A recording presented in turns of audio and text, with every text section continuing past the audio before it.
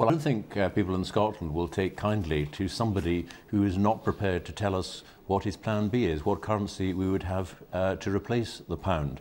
You know, he was speaking today as if last week had never happened, which is, you know, rather typical of him. And if you look at the central thrust of what he was arguing, he said that if Scotland decides to separate from the rest of the UK, and there is a border where there is none today, there will be additional costs to businesses in Scotland and the rest of the country.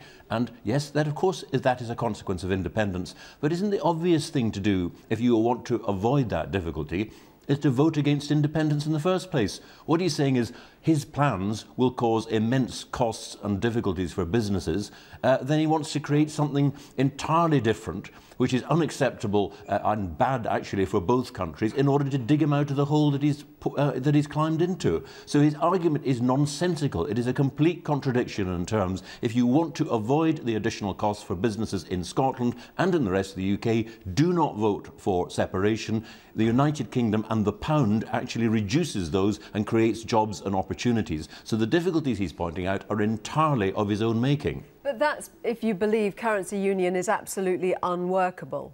He believes it is workable. Well, look, he'd say anything to get him out of a hole. Remember, this is a man who said that sterling was a millstone around Scotland's neck when he was in favour of the euro. But for a currency union to work, you need firstly to have a banking union, and that means that the rest of the UK would have to underwrite Scotland's banking system, which is 12 times Scotland's GDP. You also, to make it work, as Mark Carney, the Governor of the Bank of England, said a couple of weeks ago, you need to be able to transfer money in the event of any shocks to the system, like a drop in the oil price. And of course, the other thing you've got to do is both Scotland and the rest of the UK, by then, with independence, two foreign countries, would actually have to agree each other's budgets. Now, you don't have to imagine any of this. This is the problems that the Eurozone is facing even as we speak. And they are finding it difficult to sell these points to people who are actually in a currency union already.